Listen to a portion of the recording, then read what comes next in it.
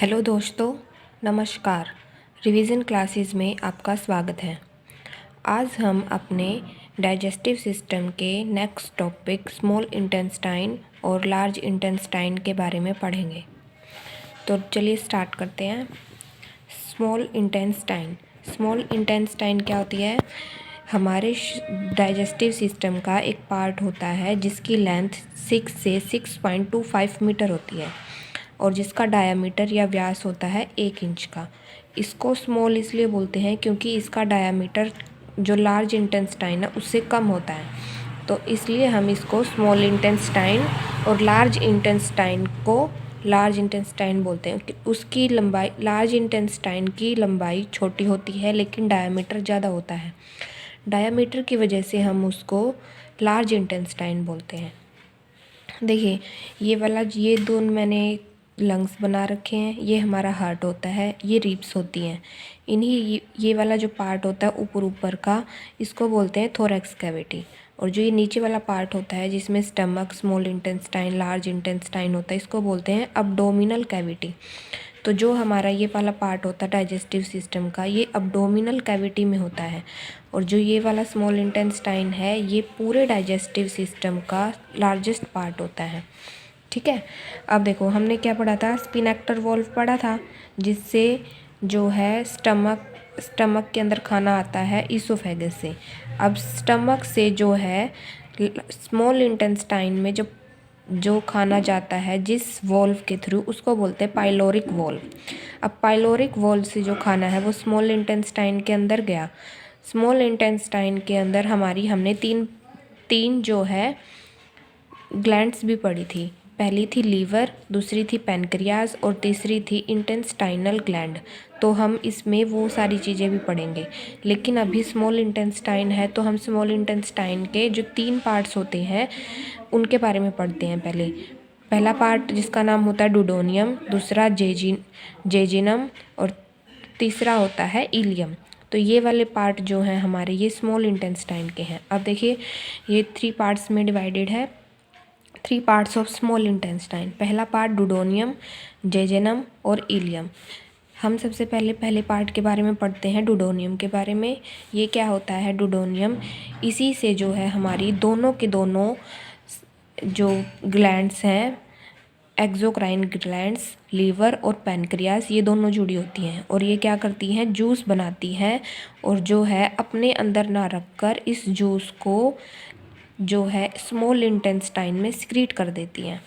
ठीक है। हमने पहले पढ़ा था ना कि जो ग्लैंड्स होती हैं, ये एक्सोक्राइन ग्लैंड्स, ये जूस या जो भी है अपने अंदर ना रखकर दूसरे भागों में सिक्रीट करती हैं।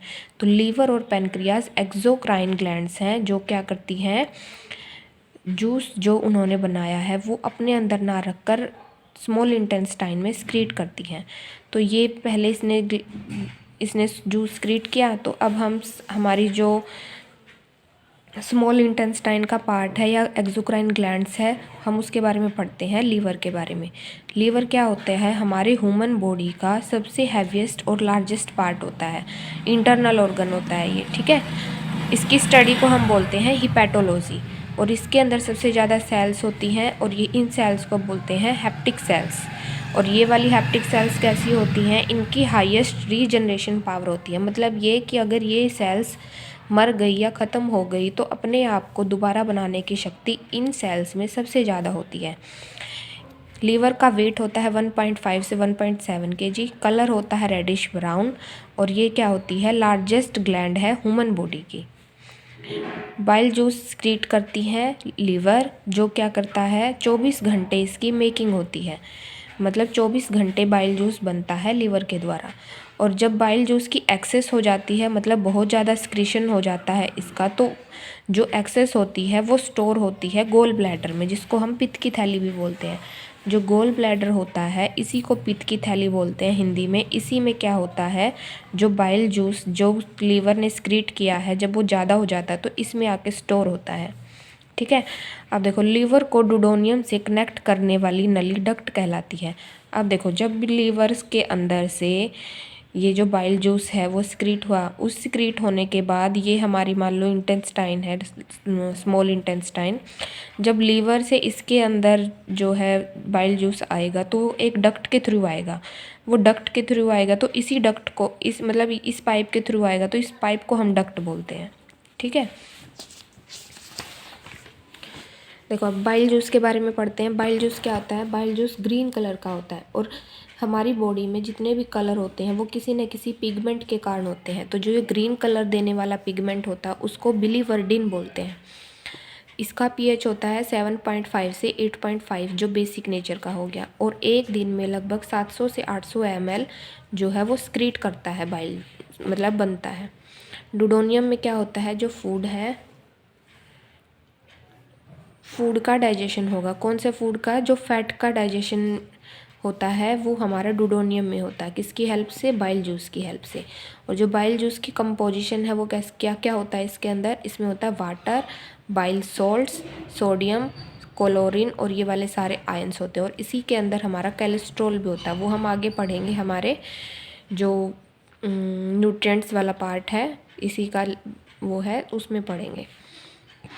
इसके अंदर दो पिगमेंट होते हैं, एक हमने पढ़ा बिलीवर्डिन और एक होता है बिलीरुबिन। बिलीरुबिन क्या होता है? बिलीरुबिन ही जिसके कारण हमारा शरीर पीला हो जाता है, जिसमें पीलिया बोलते हैं, जिससे पीलिया नामक बीमारी होती है, वो इसी बिलीरुबिन की वजह से होता है। इसका कलर होता है येलो कलर, और ये हमारा जो प्लाज्मा होता है खून में उसको कलर देता है येलो। और जो ये बिलीवर्डिन होता है ये ग्रीन कलर देता है बाइल जूस को। ठीक है, ये नोट है इसके अंदर कि बाइल जूस में जो है एंजाइम्स नहीं होते, इसलिए क्या होता है? बाइल साल्ट की हेल्प से फैट का डाइजेशन होता है।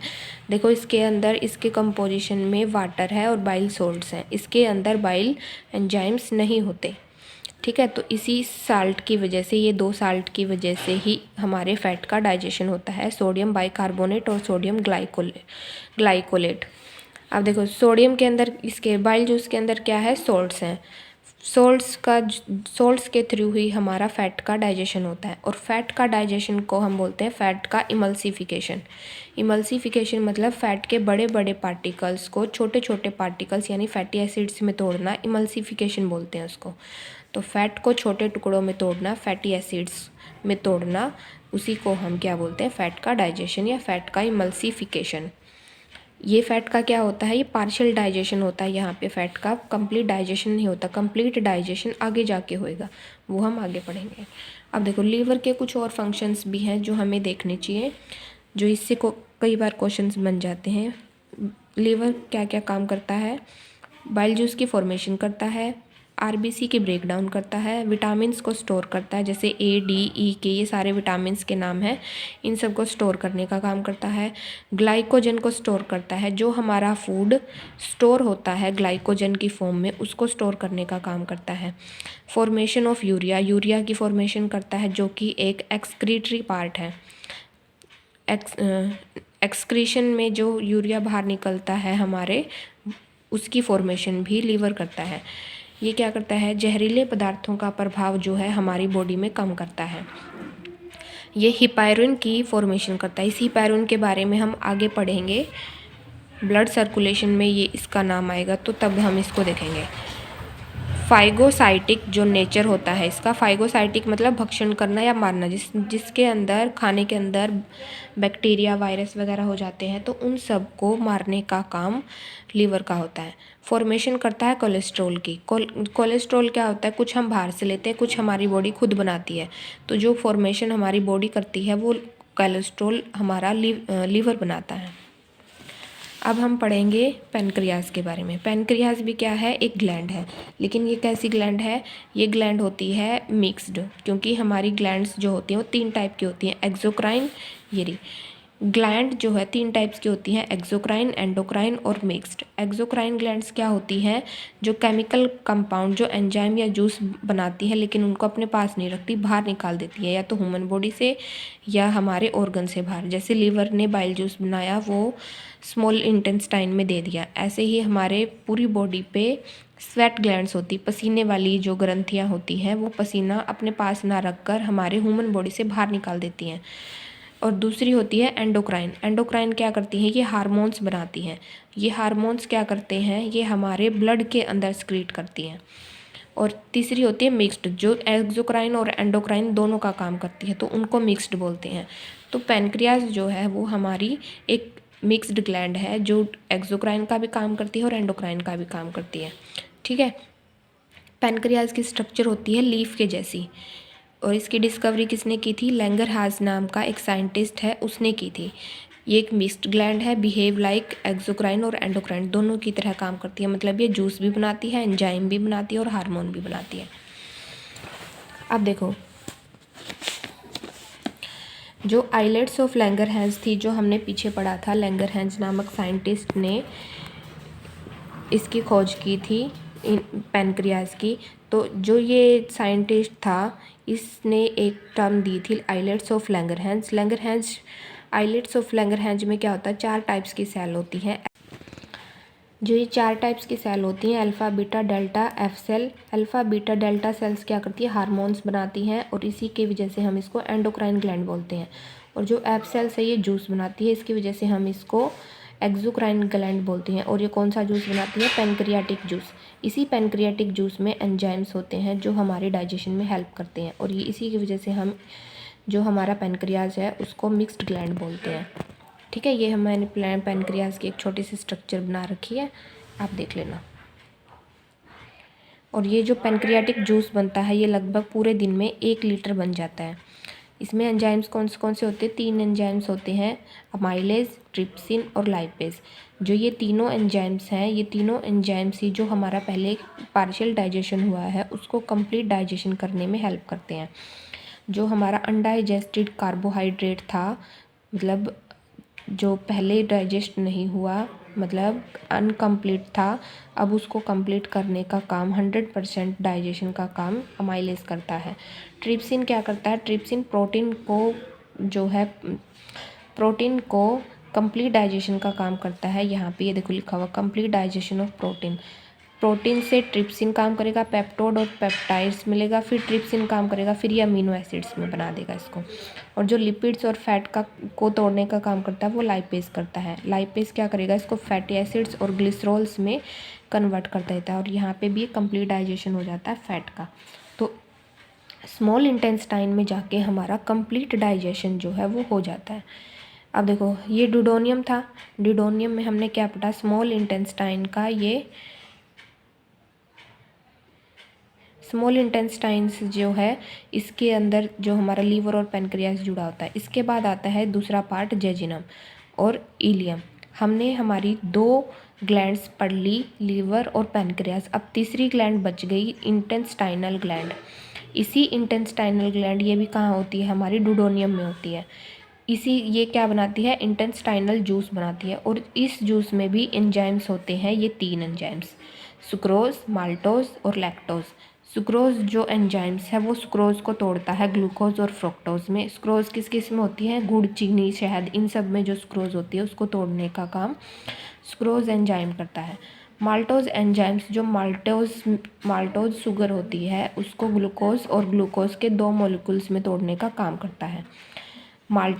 माल्टोज जो शुगर होती है, माल्टेज नामक एंजाइम उसको 2 ग्लूकोज में तोड़ने का काम करता है। जैसे माल्टोज होती है बादाम में, ड्राई फ्रूट्स में, ऐसे इन सब में। लैक्टेज जो एंजाइम है, लैक्टोज को तोड़ने का काम करती है ग्लूकोज और ग्लैक्टोज में। जो ये लैक्टोज होती है, ये मिल्क शुगर यानी कि दूध के अंदर जो शुगर होती है उसको तोड़ने का काम करती है ग्लूकोज और ग्लैक्टोज में। अब देखो, स्मॉल इंटेस्टाइन का जो ड्यूडेनियम पार्ट है उसमें हमारा कंप्लीट डाइजेशन हो जाता है। अब नेक्स्ट पार्ट है जेजिनम। जेजिनम में क्या होता है, हल्का फुल्का अब्जॉर्प्शन यहाँ पे स्टार्ट हो जाता है, माइन्यूट लेवल का, मतलब हल्का फुल्का। इसमें डाइजेशन नहीं होता और ना ही इसमें एंजाइम्स होते हैं। फिर आता है इलियम। इलियम में क्या होता है, इलियम में ये हमारी जो अब्जॉर्प्शन होता है उसकी मेन साइड्स हैं। इसी के अंदर जो ये ऐसी स्ट्रक्चर होती हैं, फिंगर लाइक स्ट्रक्चर्स होती हैं जिसको हम विली बोलते हैं। इसी के अंदर ब्लड वेसल्स होती हैं जो ये अब्जॉर्प्शन का काम करती हैं, इन्हीं की वजह से करती हैं। ये क्या करती हैं, ये सरफेस एरिया को बढ़ा देती हैं इलियम के अंदर, और इसी की वजह से जो फूड का अब्जॉर्प्शन है वो ज़्यादा होता है।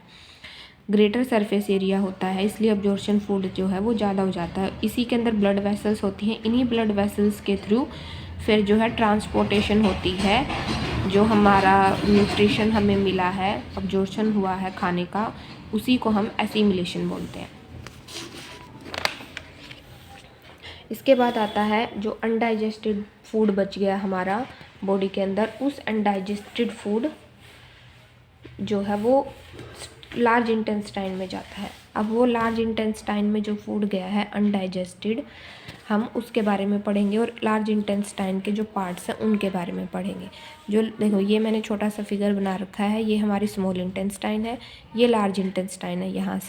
यहाँ से स्मॉल इंटेस्टाइन से जुड़ गई, यहाँ से इसके 3 पार्ट होते हैं लार्ज इंटेस्टाइन के, सीकम, कोलन और रेक्टम। ठीक है, इसकी लेंथ कितनी होती है 1 से 1.5 मीटर और डायमीटर होता है इसका 3 इंच, जो कि स्मॉल इंटेस्टाइन का डायमीटर कितना था 1 इंच था, तो ये ज़्यादा है, इसकी वजह से हम इसको लार्ज इंटेस्टाइन बोलते हैं। लार्ज इंटेस्टाइन के 3 पार्ट होते हैं, सीकम, कोलोन और रेक्टम। सीकम पार्ट में क्या होता है, इलियम से कनेक्ट होती है और इलियम से जो अनडाइजेस्टेड फूड आता है वो सबसे पहले सीकम में आता है। सीकम हमारा क्या है, सीकम से हमने पहले पढ़ा था कि एक वेस्टिजियल ऑर्गन होता है अपेंडिक्स, वो इसी सीकम से जुड़ा होता है। और इसी सीकम में क्या होता है, ये ई नामक, इस्चेरिया नामक एक बैक्टीरिया होता है, उसका घर होता है। मतलब ये वाला बैक्टीरिया जो है सीकम में रहता है और क्या काम करता है, ये जो हमारा अनडाइजेस्टेड फूड है उसको खाकर उसको विटामिन के और विटामिन B12 बनाता है। और ये क्या करता है, जो हमारा अनडाइजेस्टेड फूड है उसको गलाने सड़ाने का काम करता है। इसका मतलब इसने 2 काम किए, इसको रहने के लिए हमने क्या दे दी, एक जगह दे दी, तो ये सरवाइव कर सकता है हमारे लिए। और ये हमारे लिए क्या काम करता है, ये 2 काम करता है कि अनडाइजेस्टेड फूड को गलाने का और उसी फूड से हमारे लिए 2 विटामिन बनाने का, तो इसलिए ये हमारे शरीर के लिए एक गुड बैक्टीरिया है। ठीक है, और इसका जो ह्यूमन के साथ जो रिलेशन होता है उसको हम सिम्बायोटिक रिलेशन बोलते हैं। जो अनडाइजेस्टेड फूड है जिसको गलाने सड़ाने का काम ई कोलाई बैक्टीरिया ने किया है, वो क्या करता है, उसी सॉलिड को जो अनडाइजेस्टेड फूड है उसको मल में कन्वर्ट कर देता है और यही मल जो है इनस के थ्रू बॉडी से बाहर निकल जाता है। अब देखिए कोलोन में क्या होता है, कोलोन जो पार्ट है उसमें क्या होता है, जो सीकम से जो इसी सीकम से जो सॉलिड पार्ट आया है वो इस कोलोन में आएगा।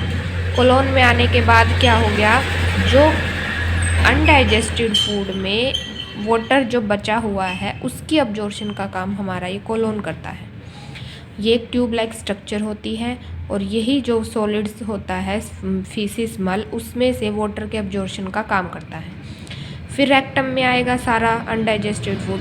इसी रेक्टम में जो है कुछ टाइम तक अनडाइजेस्टेड फूड रहता है और फिर जब ये भर जाता है तो इससे जो है जो फीसिस है, मल है, वो फिर बाहर निकल जाता है एनस के थ्रू। बस हमारा इतना ही डाइजेस्टिव सिस्टम था। डाइजेस्टिव सिस्टम का एक छोटा सा पार्ट जो डिजीज़ से रिलेटेड है, बस वो बच गया। अब हम वो कंप्लीट कर लेते हैं।